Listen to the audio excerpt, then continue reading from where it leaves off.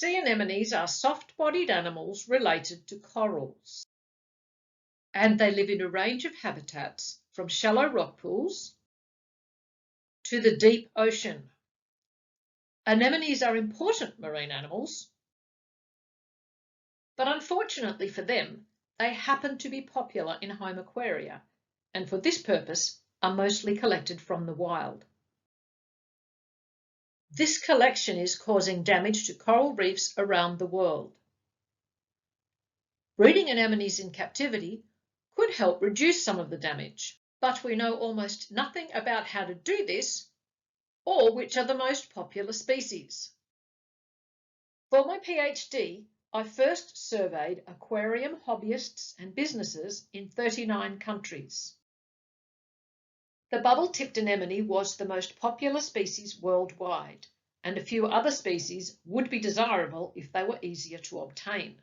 Also, hobbyists and businesses would prefer to buy captive-bred anemones rather than wild harvested, and would be prepared to pay more for the captive-bred animals. Sea anemones spawn in a similar manner to corals, and fertilised eggs develop into swimming larvae.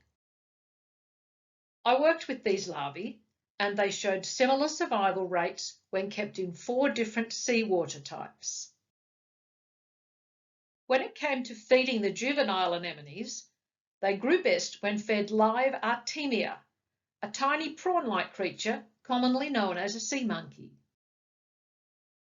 I then worked with adult anemones because some can make copies of themselves by dividing in half, and I wanted to see if I could capitalise on this process to generate more anemones in captivity by cutting them in half. I cut 5 different species of anemone and had success with 2 of those, indicating it is possible to use this method for captive breeding of some anemones. In summary, I learned which were the most popular species and that buyers want captive-bred anemones. I learned about looking after very young sea anemones and about cultivating anemones by cutting them in half.